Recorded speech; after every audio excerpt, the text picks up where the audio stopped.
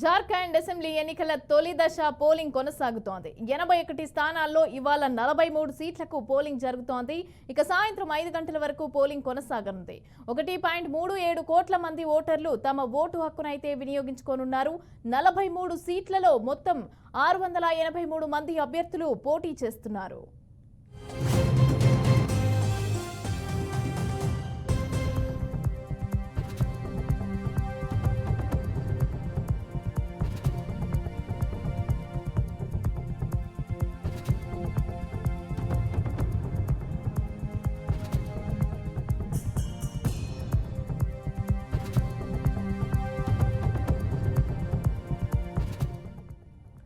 Jharkhand assembly ఎన్నికల తొలి దశ పోలింగ్ కొనసాగుతోంది. ఇక 81 స్థానాల్లో ఇవాళ 43 సీట్లకు పోలింగ్ జరుగుతోంది.